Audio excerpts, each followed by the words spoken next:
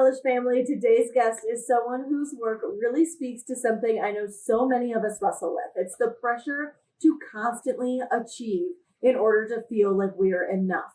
Dr. Alessandra Wall is a clinical psychologist turned executive coach who helps high-achieving women navigate burnout, self-doubt, and the very real identity shifts that come with success. Her own journey has been anything but linear. She's built multiple businesses, experienced a very public failure, and completely redefined what success and self-worth actually mean in that process. So today we're talking about the gilded cage of achievement, what it looks like to move from performing wellness to actually experiencing it, and how to anchor into your authentic self, not just the version of you that performs well enough. Alessandra, welcome to Wellish. I'm so excited to have you here with me today. I'm really excited to be here today too. And I have to say, when I heard you give that introduction, like my heart rate went up. I was like, oh, I gotta live up. That's me. Amen. I love that. About performance off the bat. Heck yeah. I want to talk about the gilded cage of success first. Like, I've never heard of that. I want to know what that means in real life because it sounds really intriguing. What I have found in the work I've done, so you mentioned I started life as a psychologist. I actually started life as a child psychologist, moved on to adults, fell out of love with that first career, tried to build this second one, have had 3 iterations and now 13 years down the road on this career of, for lack of a better description, coaching people. And I've had the privilege of working, especially in the last 8 years, with ridiculously successful people. And we have this idea that once we get there, wherever there is, we're going to have all the things. And all the things depends from one person to another. But with the women I work with, it's a voice, it's freedom, it's autonomy and mastery over their time and their schedule, it's breathing room, it's self-confidence, it's the trust of other people. It's, I know I said freedom, but like freedom from worry.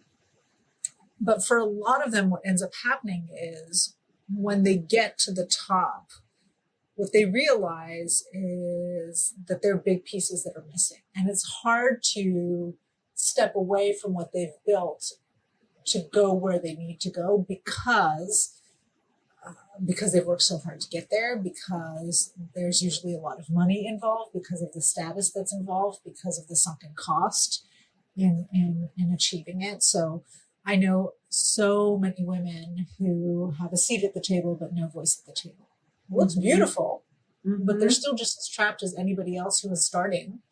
I know women who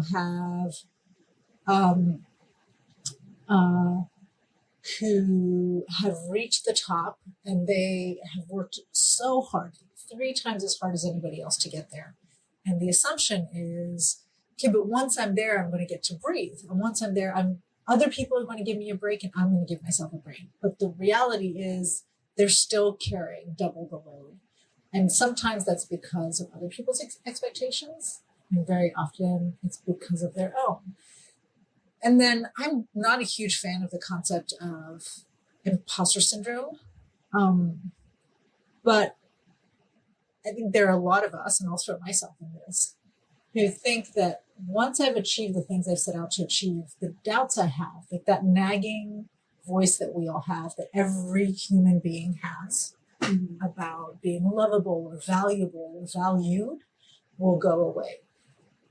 And the truth is that voice has nothing to do with what you achieve.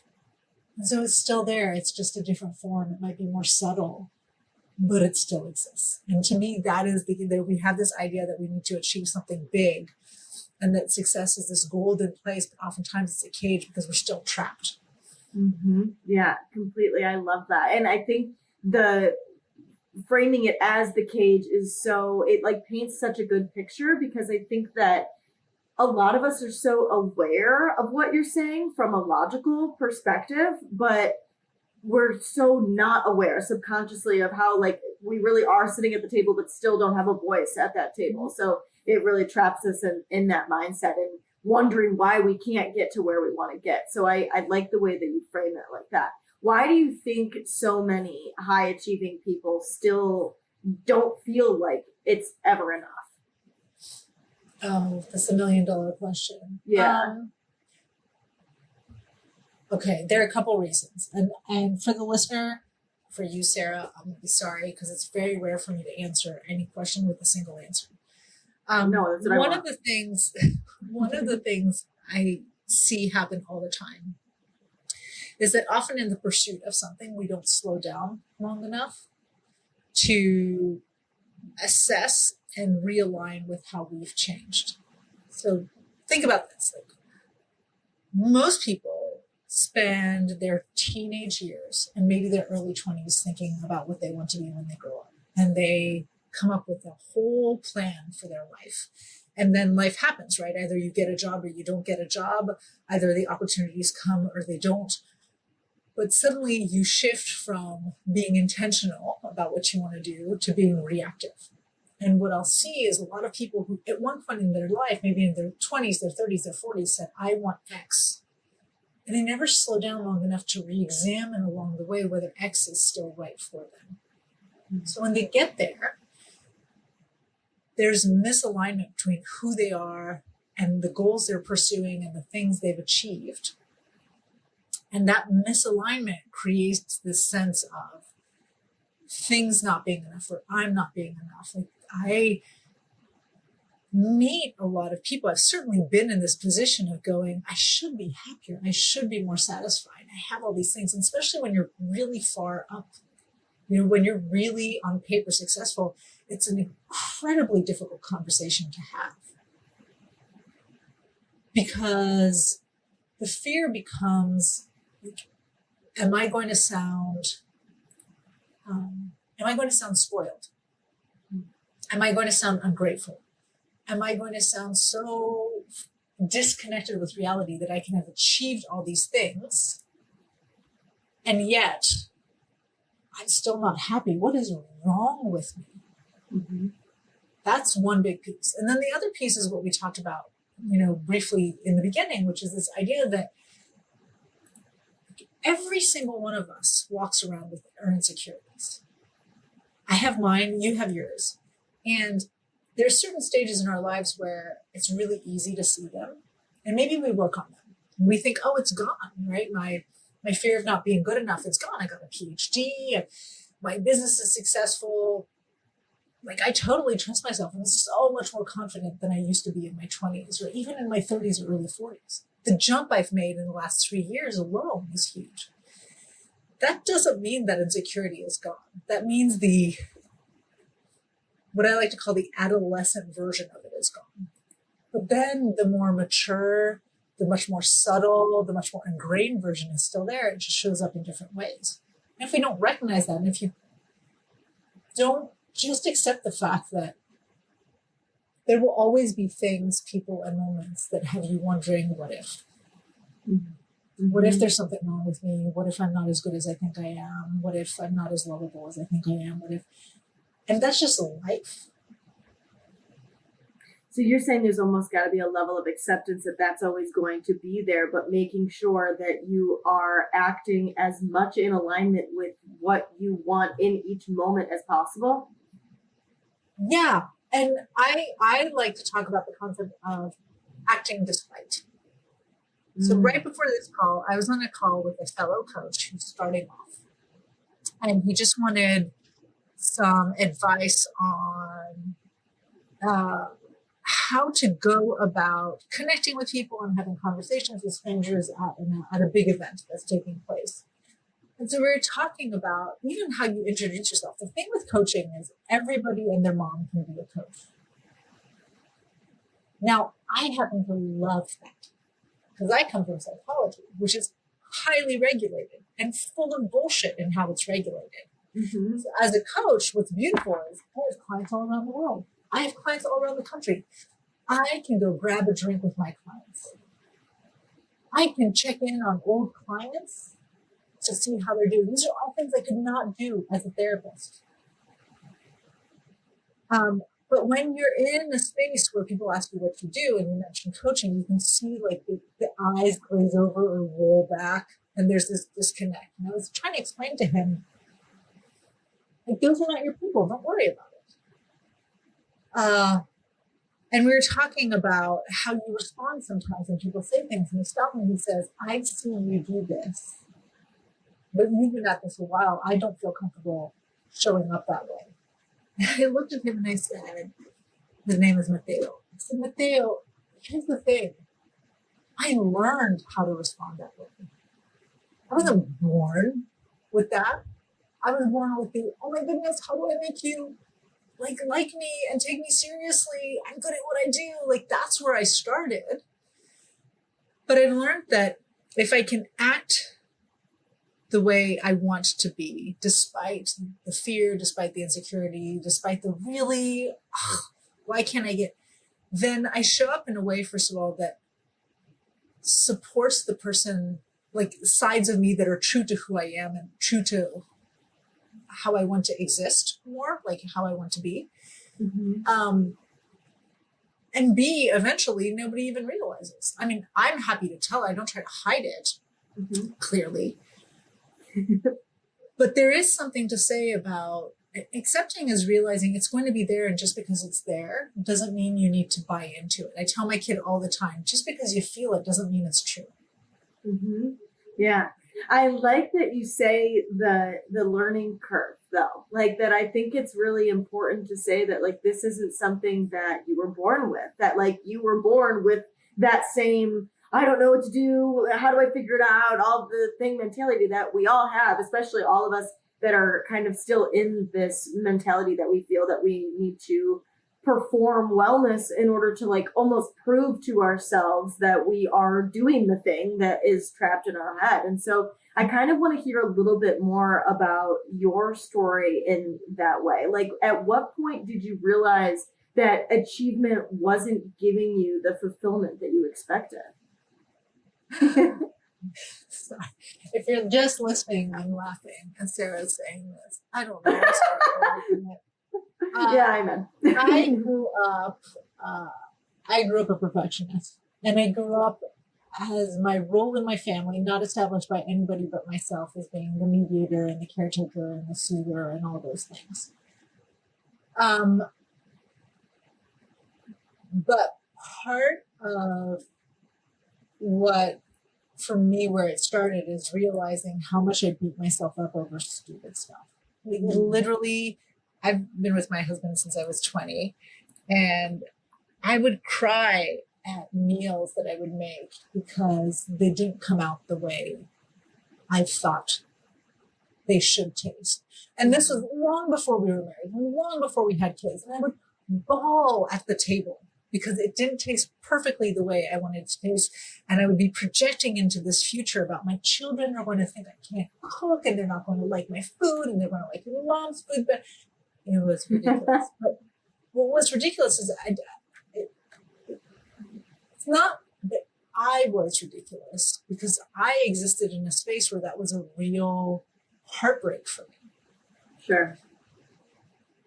What was ridiculous was the amount of pain and anguish I put myself through over this future that I was creating, over these things over this expectation that I was creating for myself.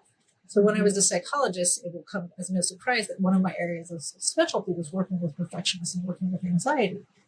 For me, it was a lot of, like, looking at, I remember playing golf. This was also before I had kids. And the golf course was really, really close to my house. Like, it's a public golf course, but there's this one hole where literally I could walk off the golf course, cross the street in an intersection, and be at my house. And I was bawling. Again, this is my mid-20s. Just crying because it just wasn't that good. And I remember that day sitting on the golf course and telling myself, Alessandra, this is either fun or it's not. And if it's not fun, grab your golf bag, hand your cart to somebody who doesn't have a cart, and leave. Yes. But if you're going to stay on this golf course, you can beat this out if you don't use golf course, fuck it. Like, do not worry about, you're not, Ochoa was really big at the time. Like, you're not Ochoa. You're not going to play like her. You're not, like, and I didn't even spend the time. It's not like I spent my time practicing to become better. I just wanted to be perfect off the bat. Yeah. Oh, yeah. 100%. So to me, it was slowly but surely watching those moments of misery and paying attention to what they were about. And I'm really big on agency. I love to joke like I'm a control freak, but really what it is I like the idea of having agency, of not having my life be determined by others and outside factors and things I do not have control over. So there came a point where I'm like, I get a choice. And it is my choice whether I want to continue buying into this BS narrative or whether I decide to do something differently. And I say do something differently because at the time I still thought all those things. I still felt all those things. The reaction had to change. And the reaction for me was stopping the cry. I mean, it was like sobbing, but blowing my nose, stopping and making a decision, stay or leave. Mm-hmm. Mm-hmm. And asking yourself, is this fun? I liked that a lot. I think that's a really big shift. No, it's you talk about wellness when wellness goes into a place that is more performative, or I like to think about toxic wellness. It's like toxic positivity. Mm-hmm. Anybody who's in the wellness space has to ask themselves, why am I doing this? Mm-hmm. I hate going to the gym. Mm-hmm. I love my gym and I love the people I work out with. But if you told me, do you want to work out? The answer is never going to be yes. Mm-hmm.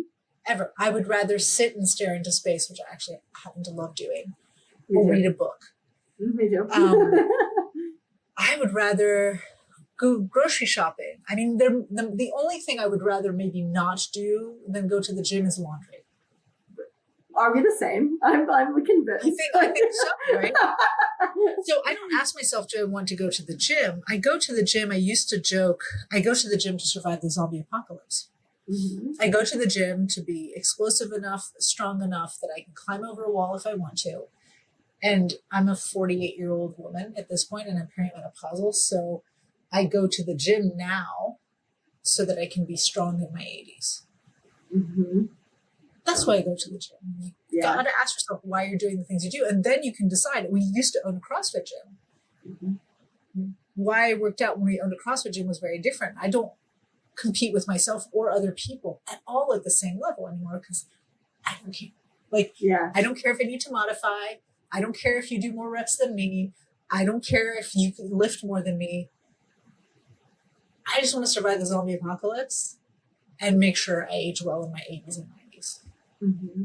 And I think it all comes back to like the idea of enjoyment, because like when you use like golf as the example of like, is this fun? Or even the gym, is this fun?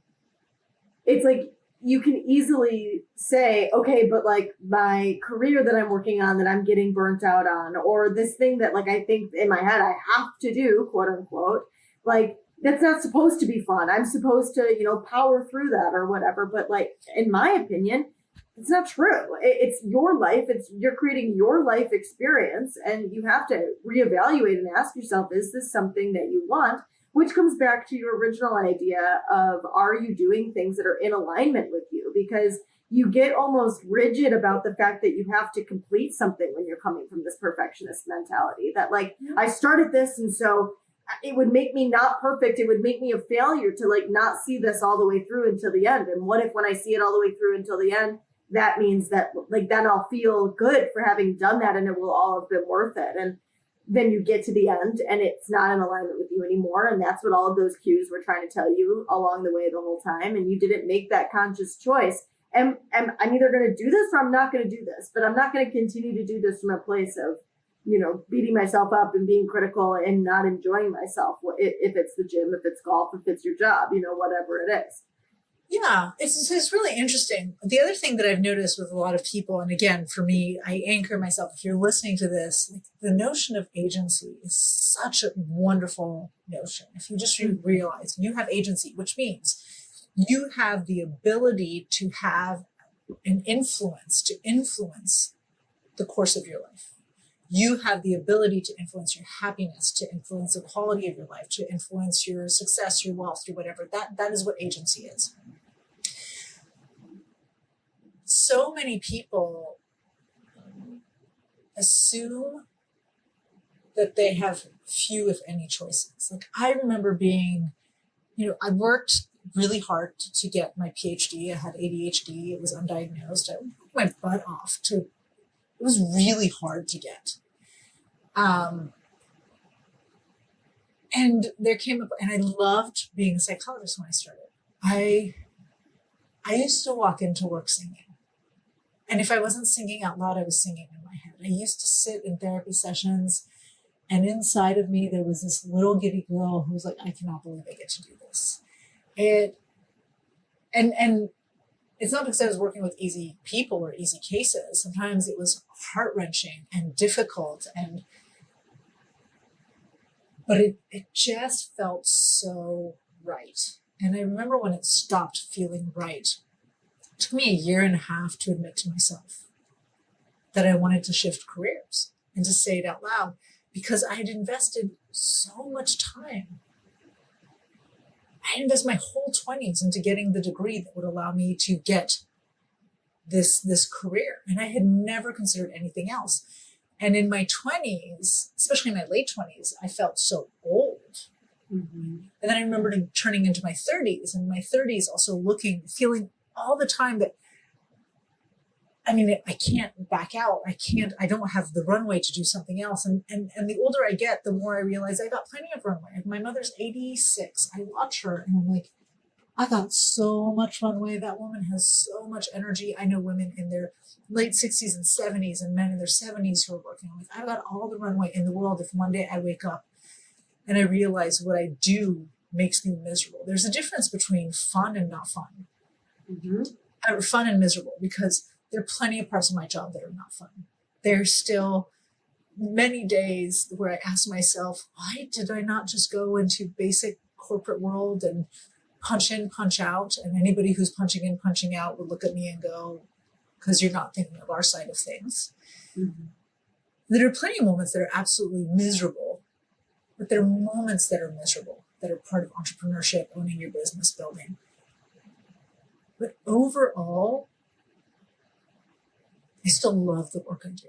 I have this sense of purpose. Even when things, like, I work primarily with women, so last year was a really difficult year for anybody who worked primarily with women. All my contracts with large companies disappeared. It's a huge chunk of our revenue. Mm-hmm. And it would have been really easy to rebrand, to be like more available to, and I'm like, no, because I love the work I do. I have a sense of purpose. Yeah. I can figure out how to make ends meet. I can figure out how to pay the bills. Mm-hmm. I love my clients. And really, like, if I decide to work with somebody, I'm all in. Mm-hmm. So even when the work becomes hard, there have to be moments in the week where I'm like giddy about what I'm doing. Mm-hmm. So regardless of what your job is, whether you work at the post office, whether you are a cleaning crew at a hospital, whether you are the CEO of a large firm, or whether you own your own business, check yourself. And if you are miserable in what you do, you have two options. One option is to try to rediscover in this space, in that job, in that function, what brings you a sense of purpose and joy and excitement, and double down on that and see how much of the other side you can dump. And often there's more than you think. And the other one is sometimes having the courage and the honesty to go, this isn't working for me anymore. Mm-hmm. Can I redefine what I need now? Can I realign? And trusting that there is a way to pivot into something else that brings you more sense of, it isn't happiness. It's like truly fulfillment. Mm-hmm. Mm-hmm. Yeah.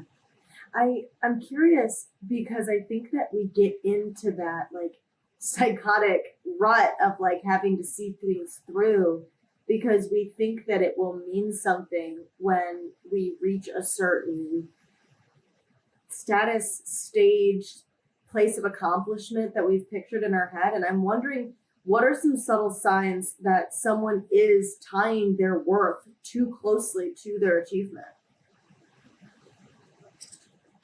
It's funny. So I've been working with different coaches, but on and off since 2019. And the current coach, we just signed a big contract, and I went to go celebrate the contract.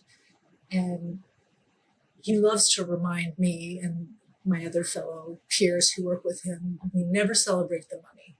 He's like, don't celebrate the money, because money goes up and goes down. So if you're celebrating the money, what will happen is when the money's not coming in, you'll be crushed and you'll feel worthless. You'll feel like a failure. He's like, really think about what you're celebrating when the contract comes in. For me, it was a moment of growth for this one. It's like, okay, like it's a very bold contract for me, and just owning that the work I was doing, see, I was about to say that I was worth, but that's not it. But the work I was doing was worth the dollar amount I put to it. And being able to say the things, that was like a huge win. And whether the person said yes to the proposal or no didn't matter. The win was, for once, like not sitting and going, what number do I have to say for them to say yes? But rather, what's the right number for this, for what I'm offering? They might say yes, they might say no, we'll just go with it. So a sign that you are tying your worth to your achievements is, do you only feel good when you're successful in unlocking that achievement? And do you feel crappy when you fail? And I love the word failure. People want to like say things that are smooth and like we all fail. I've failed at many things. I've failed at conversations. I've failed at sales conversations. I've failed as a coach before. I've certainly failed as a business person before. Mm-hmm. But can you fail? And it will suck, right? You have to grieve, because when we fail, we've set our sights on something, we're attached to that something, and then we lose it. There's a grieving period. There's a difference between I'm grieving and I'm sad and this sucks and I suck. I suck because this didn't work out. Mm-hmm. Mm-hmm. And that internal pain, that is a sign that you are defining yourself through your achievements. Yeah, completely. I feel like that is what reshapes, like that's how failure reshapes your relationship with worth, because we view failure as such an intense thing that we try to avoid, when really the more you put yourself out there, you try 10 times and you fail at 9, but you make it the 1, like that's what shapes that you are able to do it. Correct me if I'm wrong. No, you're right. Here's the thing. I know it sounds cheesy to anybody listening and going, oh my goodness, like it's such a mess. But the truth is, every time you fail at something, there's an opportunity to learn. So I go back to this guy I was talking to about building, like how to connect with people and build relationships, eventually to build this coaching practice.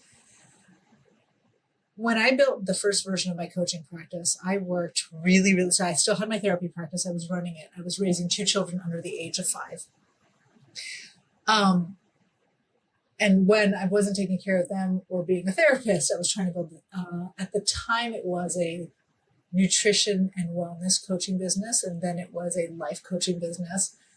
And I did all the things that I was told to do. I had a website, I had a podcast, I wrote blogs, I had Instagram had just started. So I was doing Instagram stuff. I was doing stuff on Facebook, whatever. I burnt myself out. And when I looked at the money, I made no money. And it's not just that I made no money, it's that as I stopped paying into my retirement, and my paycheck from my therapy practice was going to fund this failing coaching business that I was trying to kick off. So I wasn't participating to my family's income either. And I burnt myself out really, really badly, to the point where I was like, do I even bother? And here's what I knew. I knew that no matter what, I didn't want to continue operating as a therapist. I knew I was 30 something, let's just say late 30s at the time. And what I knew for a fact is I couldn't do that for another 30 years. Mm-hmm. So I had to figure out something. And this was the closest to something that could be right for me.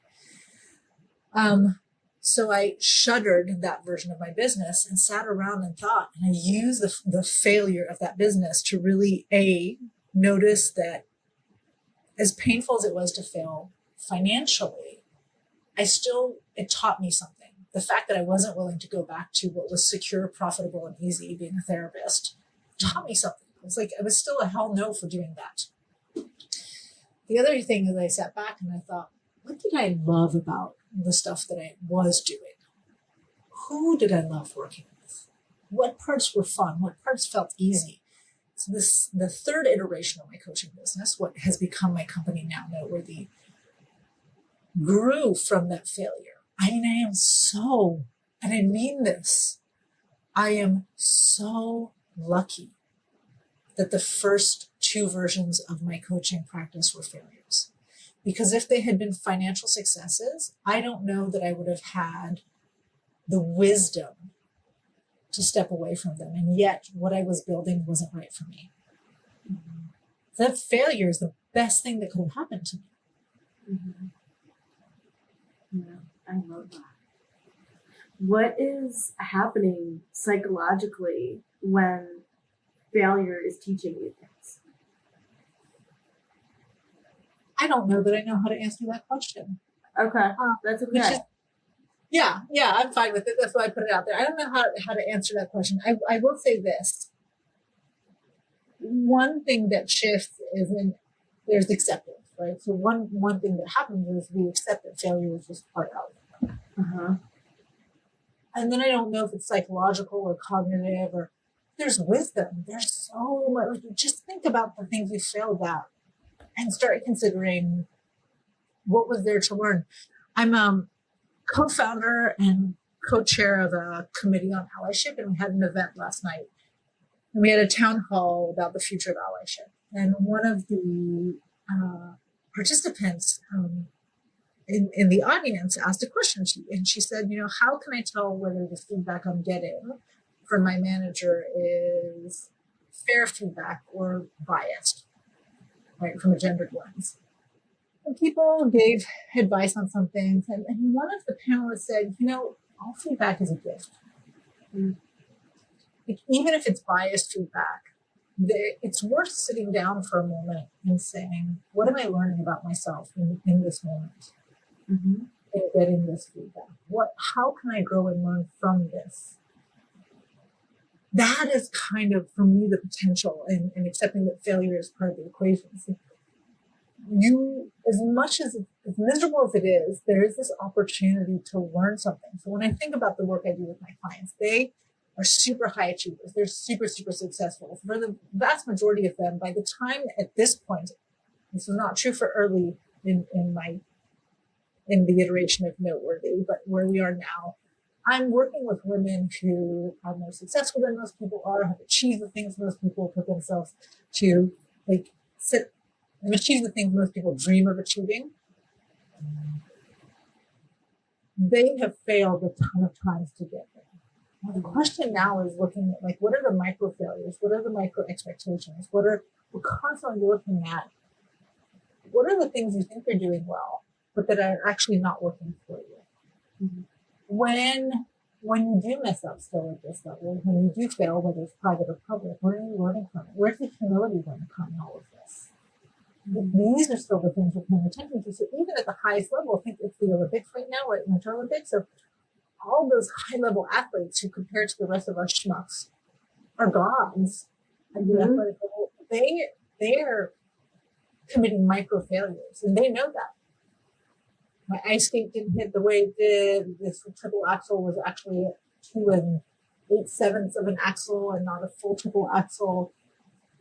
Are they beating themselves up? Or are they sitting and going, okay, what was that about? Was it my mind? Was it my body? Was it the ice skate? And what do I want to do with that? Yeah. I like that because I think of any criticism I've ever received that I just reject because I don't like. That I'm just like, oh, ew, why would you say that to me? Why would you think that that's an okay thing to say to me or whatever? And what am I doing when I'm having that reaction? Why am I reacting that way? Why is that triggering to me? Why did that person saying that make me go, oh, no, absolutely not. I'm not gonna, so it's so true that any kind of feedback that you receive is beneficial to your learning process and just even if it's simply about yourself. You have to also know yourself. So I hosted last year our very, very first retreat. I've been wanting to host a retreat for a year. Year after year, I set it as a goal. Year after year, I find a reason not to do it. I nearly did the same thing last year, and I'm like, screw this, we're going to do it. So I hosted a retreat, an intensive, as my clients were like, that was not a retreat, that was like an intensive. So an intensive for 5 of my clients. And at the end, I started verbally asking my clients for feedback. Tell me what this was like, what worked, what didn't work.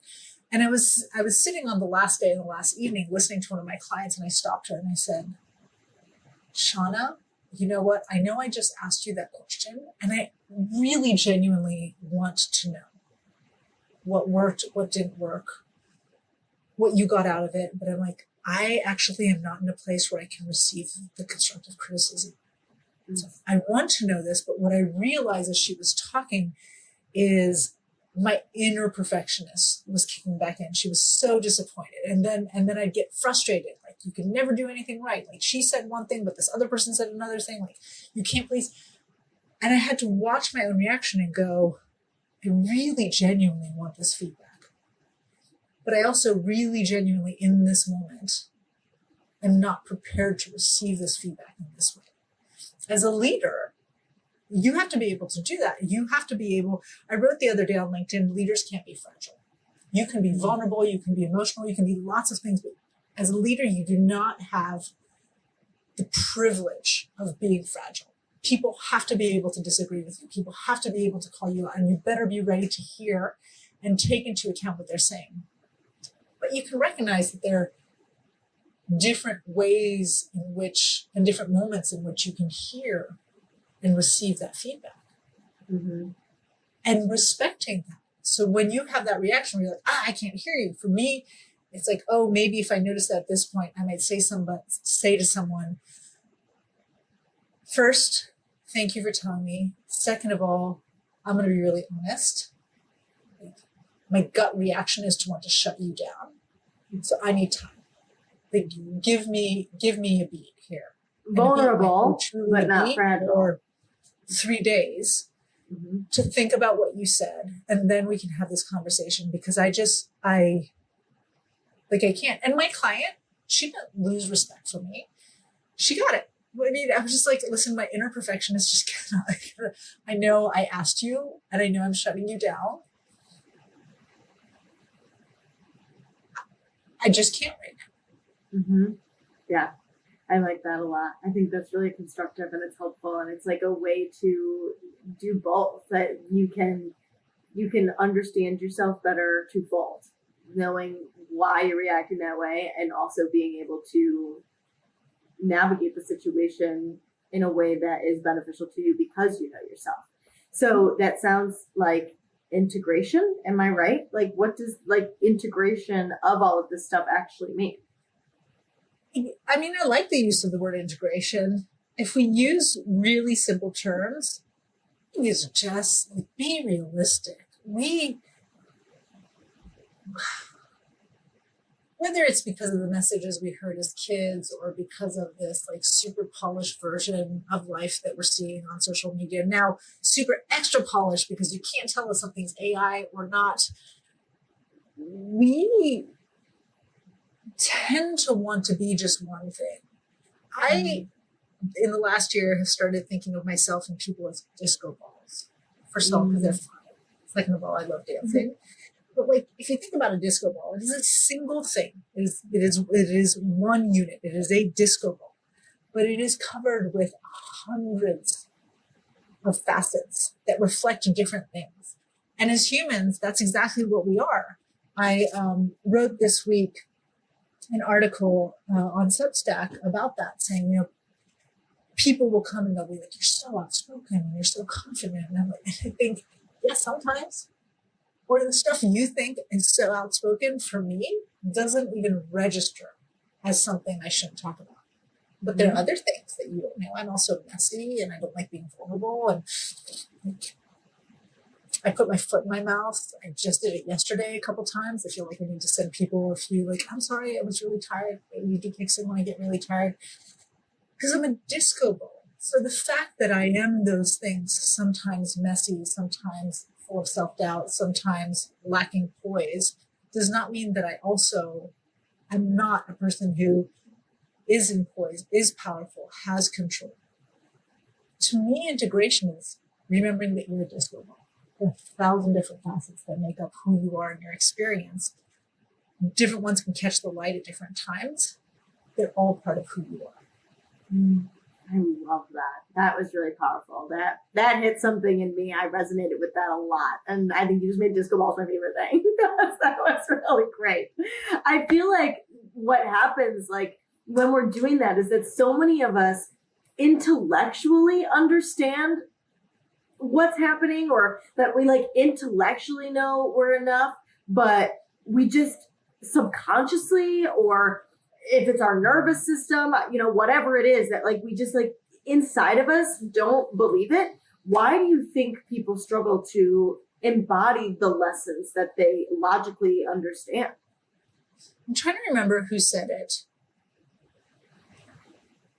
I'll say that my coach is the person who most recently quoted it to me, but I don't think it comes from him, who said, the psychological always beats the logical.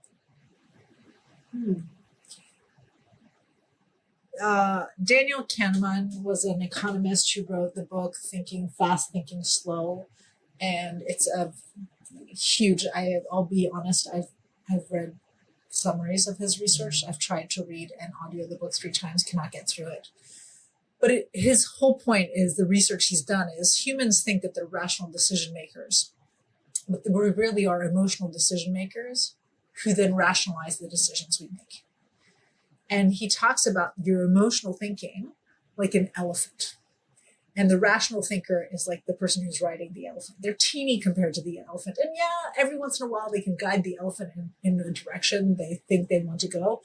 But the elephant is going to lumber in whatever direction it actually wants to go. And the elephant is the one who's deciding the course that things are taking. There's a world of difference between knowing something intellectually and actually believing it. And the emotional decision piece is, when do I believe it? And the only way to integrate the two is, you have to be aware of the difference between what you know to be true and what you believe to be true. Mm-hmm. And I will say, going back to something I said earlier, act despite. If you intellectually know something is true, but you realize you believe and therefore emotionally and action-wise operate differently, try to align your actions with what you know to be true, not what you believe to be true. So I tell my kid all the time, just because you feel it doesn't mean it's true. I said something to him the other day, my youngest, he raised his voice at me and I'm like, whoa, whoa, whoa. And he's like, well, you were attacking me. It was something stupid about ski goggles and why he didn't use a pair of ski goggles. And I said, I'm not attacking you. And he goes, well, I feel like you were attacking me. And I'm like, but listen to my words. I was just asking you a question. Just because you feel something doesn't mean it's true. So I'm like, you can have that, but I need you to listen to what I'm telling you. I was just asking you a question. Mm-hmm. So I need you to respond in a manner that aligns with what you know to be true, not what you feel to be true. Because if you respond to me in a manner that aligns with what you feel to be true, we will get in a fight.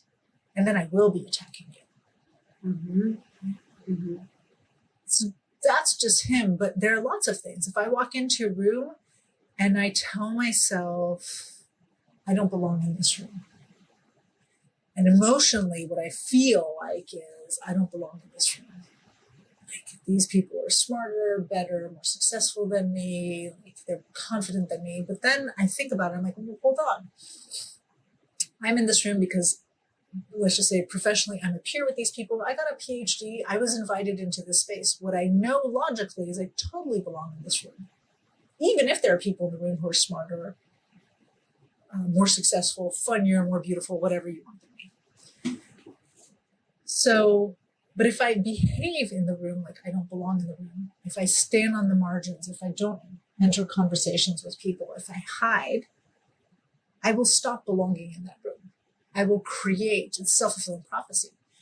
Whereas if I walk in and I realize, ooh, this is going to be an uncomfortable first 20 minutes, but I'm just going to go and talk to somebody.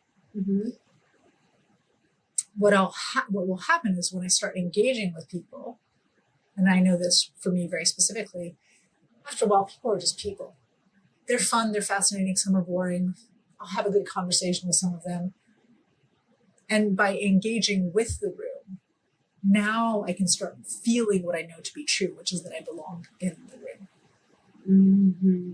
I love that. Okay, and it's almost like exposure therapy in a sense, yeah? No, it's like exposure therapy, you said? Yeah. Yeah. Mm-hmm. So for those of you who don't know what exposure therapy is, it's that thing you do when you have a phobia. Instead of, the human brain is designed when you face something that you fear.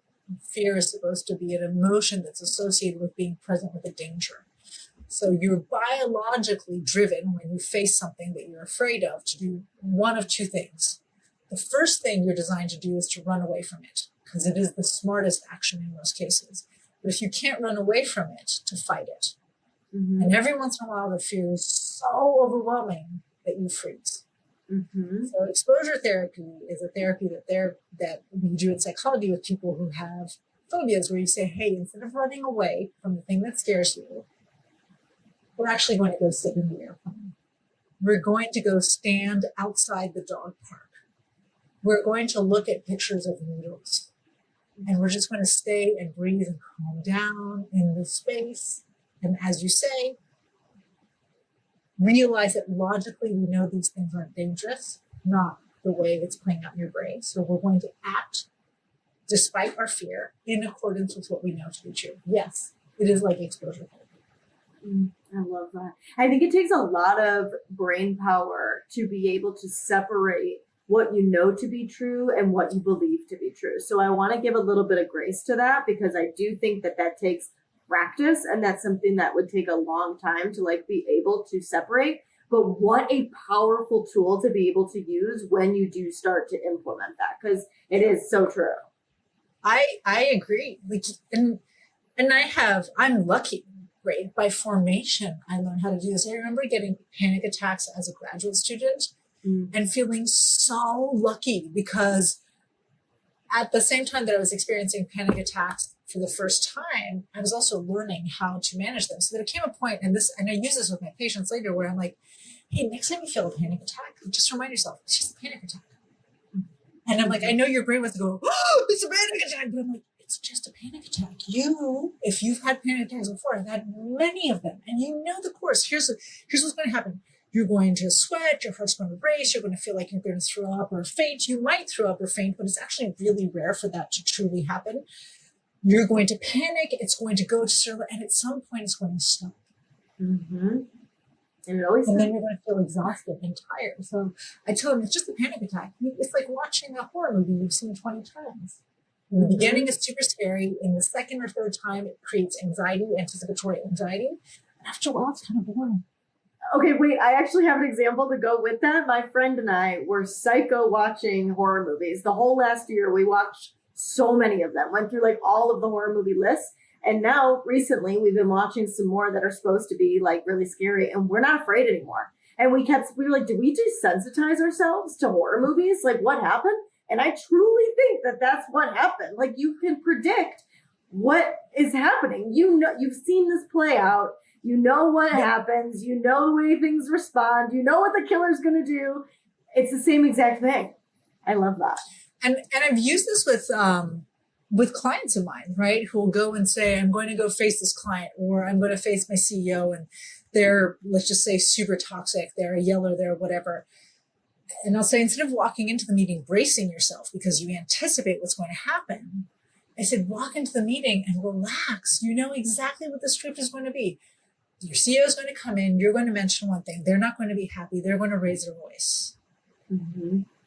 Mm-hmm. They shouldn't. If you had power over it, you would change it. If you were in their position, you wouldn't do it. But so they're going to raise their voice. So you can completely anticipate the script of how this meeting is going to go. So what I want you to do is play this game. And here's this game. It's this like, how soon is it going to happen?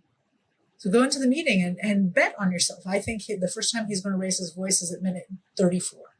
I think he's going to say this word. And so as it happens, you can relax and go, nailed it. Oh, I was off by like 7 minutes. And go in, and the calmer you can stay, then your brain can start to think.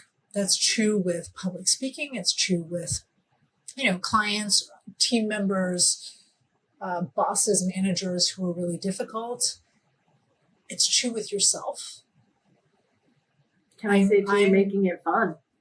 Well, I got a lot of people who are surprised to hear that neurologically I'm an introvert, because I love people and I look very comfortable in gatherings. I had to learn how to do that, and to realize, like the first 5 minutes to 15 minutes, no matter what, it's not going to be.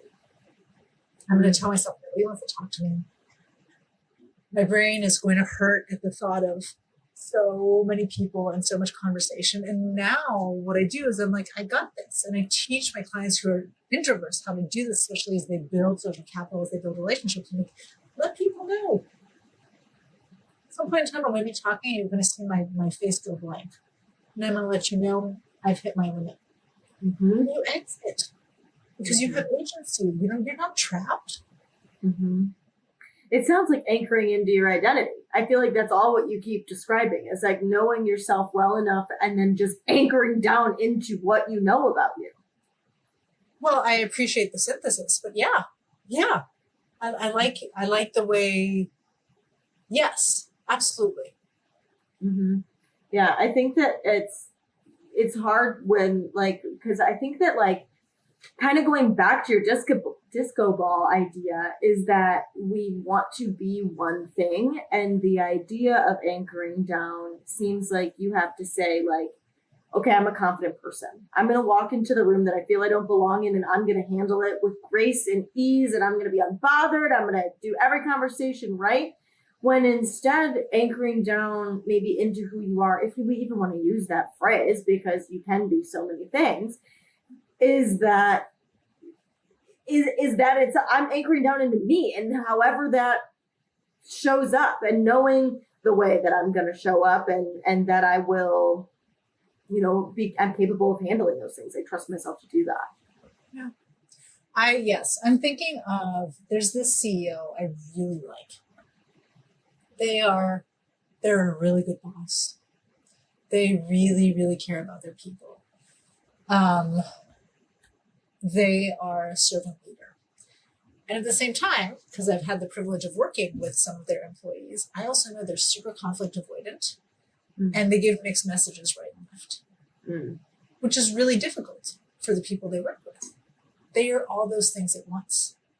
The fact that they're conflict avoidant, and that is not a good trait as a leader, and the fact that they give mixed messages does not suddenly erase the other parts of them that make them a great leader. They're still a good leader despite those things. They would be a better leader if they could work with sitting in discomfort.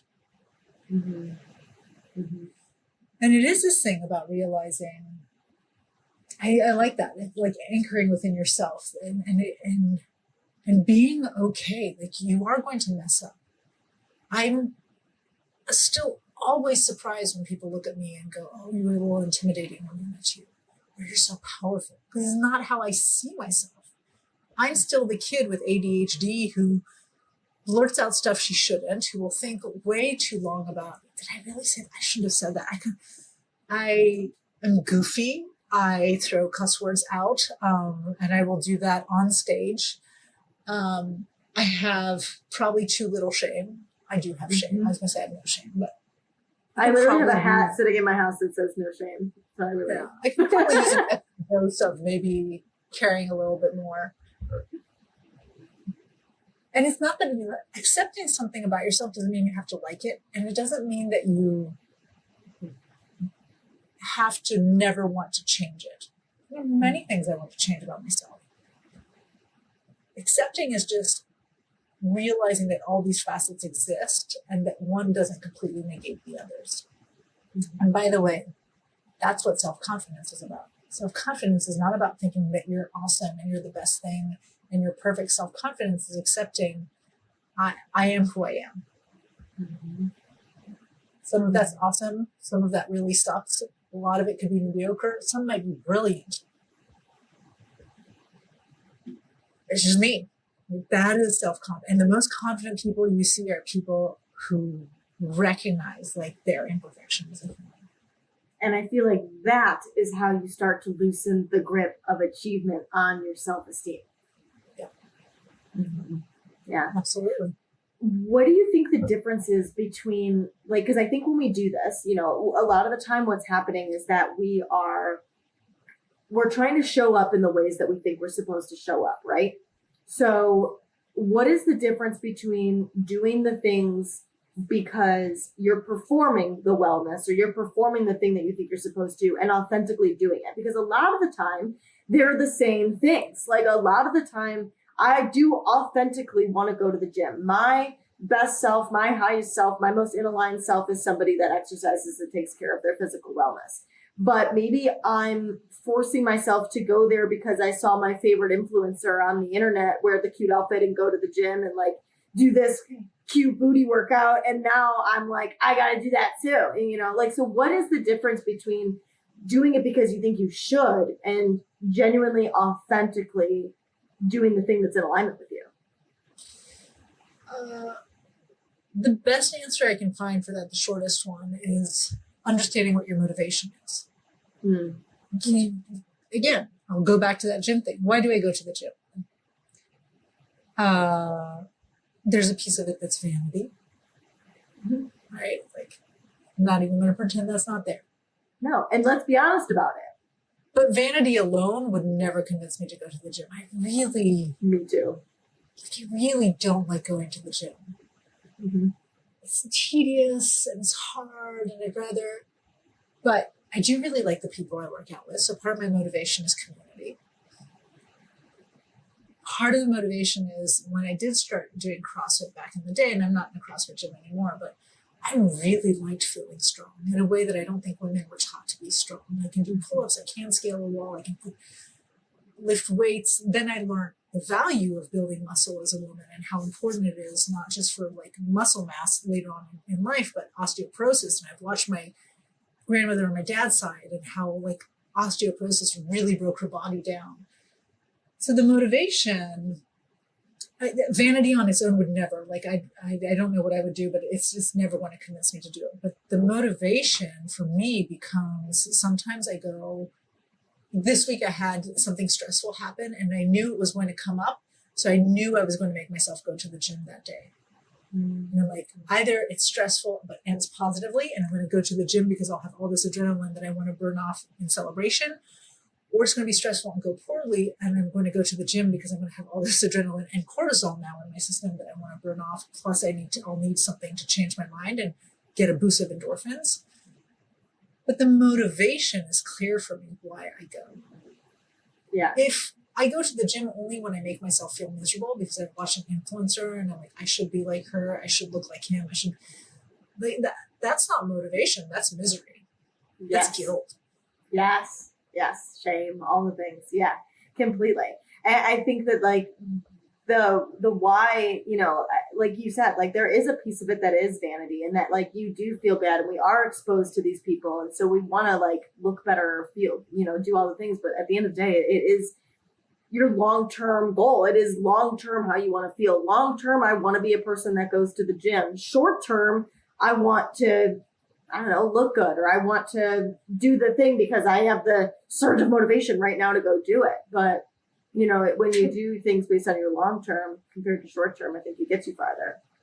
Can I bring that back to the professional realm for a second? Please, yeah. There is a sense professionally that if you want to grow, if you want to be successful, there's certain things you need to do. So when you're in the corporate world, the idea is that you go from individual contributor to manager to director to VP to SVP to president to whatever. And I've worked with people who legitimately have no interest in those leadership positions, but feel forced to. But I should want to. Like, I'm getting more success. I should want to move up. And so recognizing with them, some of my clients, we've had conversations, one recently, who I'm like, I totally think you're in your next job, you should be aiming for a VP thing. And I was watching her behavior around it, and she was going to do it to please me. And she was going to do it because that's what people were telling her. The fact is, she's an incredible salesperson, but she loves is selling. She's very successful. She makes a lot of money. She is great at connecting with her clients. She cares about them. That's what's fun.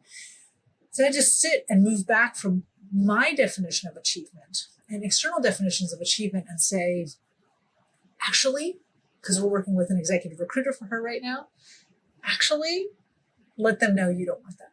They're going to try to tell you everything about what you do says you should continue on this VP track and look for your next job to be a VP job. But it made her miserable to be in that position. So I'm like, tell them you want to be in sales.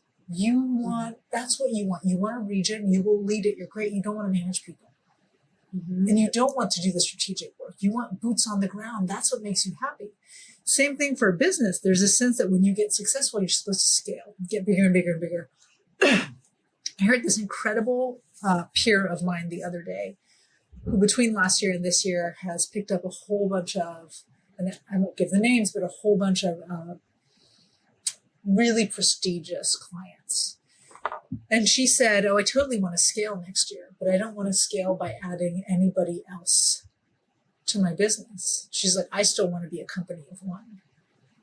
But the idea of when you're a business owner is first you're a solopreneur and you run your business, and then you hire other people to run the business with you, and then you hire a team. And that's the model for growth and success when you own your own business. But she sat there and she goes, yeah, no, I don't want to do that. And I thought about it for myself. I'm like, I've always said I want, as we continue growing, I want to get to a point where I have to bring on other coaches. And then it hit me after hearing her. I'm like, nope, actually, I don't. Mm-hmm. I can be really, really successful. And there are a number of ways I can do it, but I don't want to do it in a way that suddenly makes me the manager of a very large team, because that does not sound fun. I'm not a good manager. Mm-hmm. I'm a great CEO, visionary, whatever, terrible manager. Mm-hmm. And I think that the message is just that, like, you think that you're supposed to do things, but, it's not necessarily what's for you, because you have to integrate who you actually are. Mm-hmm. So start asking yourself, why is a terrible question, but what? What would I get out of this? What's making me go down this direction?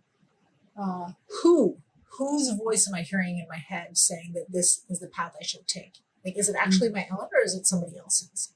That's how you start figuring out. Am I going to the gym? Am I choosing this career? Am I staying in this relationship? Mm-hmm. Am I going after this thing because it's right for me, or because it's right on paper? Yeah. Is that what you would say you had to unlearn about success?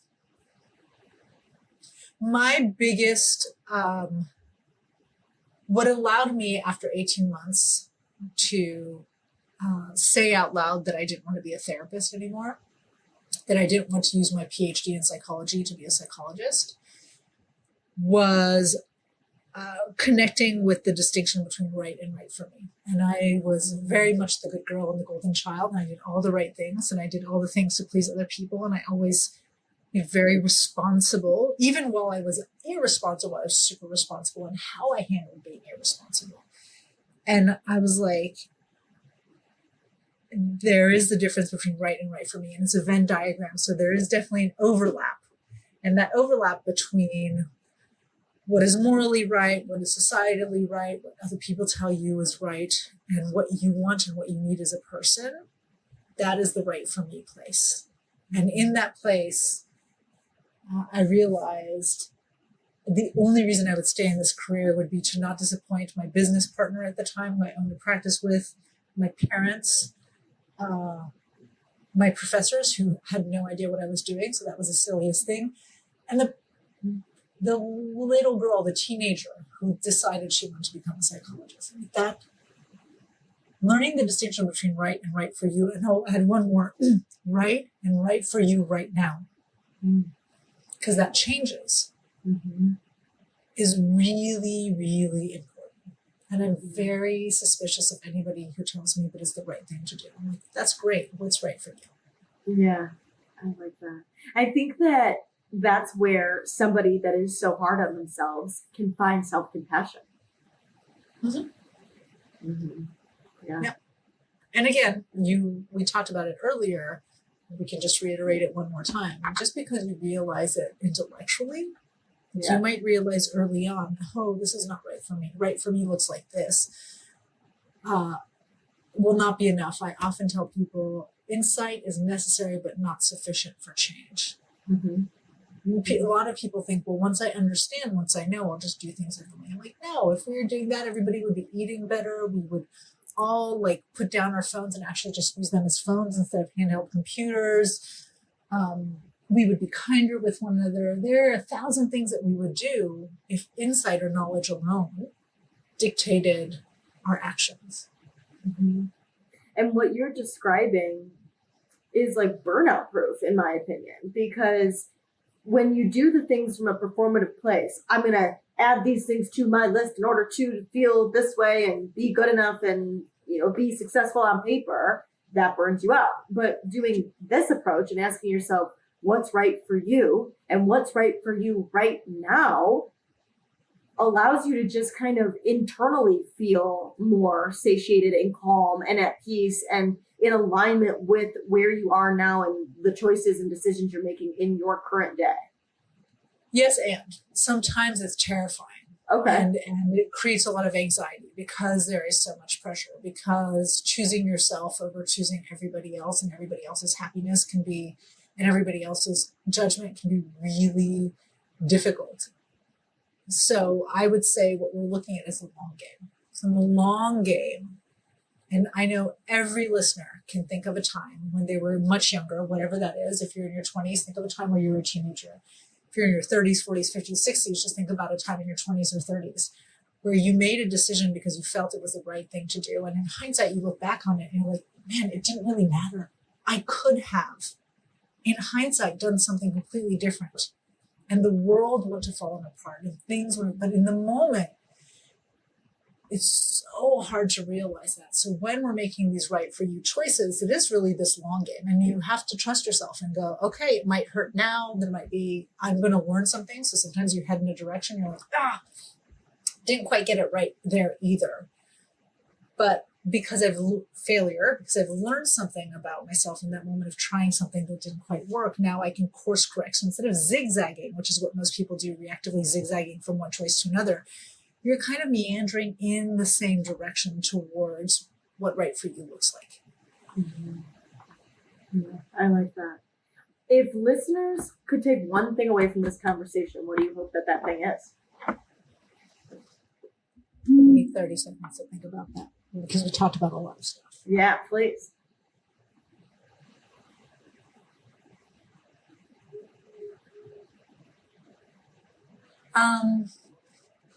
Of all the things we talked about, if there's only one thing you should remember, I do actually really think it's the piece about when you're lucky enough to realize that there is a discrepancy between what you know and what you feel. Ask yourself, if you believed what you know, what would you do differently? And practice that. And the idea of practicing is you'll be imperfect, you might fail, you won't do it all the time, but build the muscle. See how the world changes when you show up as the person you want to be, rather than wait for circumstances to magically make that possible and easy. I love that. To wrap us up, I have 8 rapid fire questions for you. I call this game Kind of Toxic, Kind of Well. Essentially, the point is to bring humanity to my guests that seem to have it all together. So I've got 8 rapid fire ones if you're ready. Sure. All right. So, and again, too, there are things that like, however you feel called to answer. Sometimes they relate to you, sometimes they don't. What or who are you jealous of right now? Anybody who's got it figured out and seems to be able to have a consistent business model. Amen. What's a moment recently where you caught yourself ignoring your own needs or that you chose yourself instead? I'll choose the former rather than the latter because I'm much more likely. Anytime I do stuff for my family instead of just letting them figure it out. Mm-hmm. What do you find yourself overthinking about these days? I lost sleep last night because I think I put my foot in my mouth in one conversation and I shared something that I shouldn't have. And I literally lost sleep over it. I texted the person today and they're like, I don't even remember that part of the conversation. It's always how it goes. I hate that. What is a should, like an expectation that you put on yourself that you've let go of or that you know you still need to? Oh, it's right here. I wrote, my job isn't to be here for you. That is what I'm working on today at this point.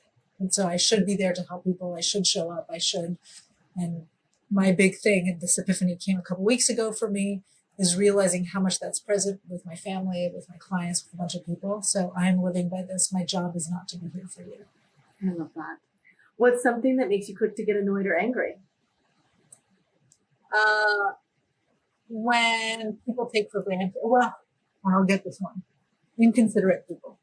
It's one of my biggest pet peeves. Inconsiderate people. Amen.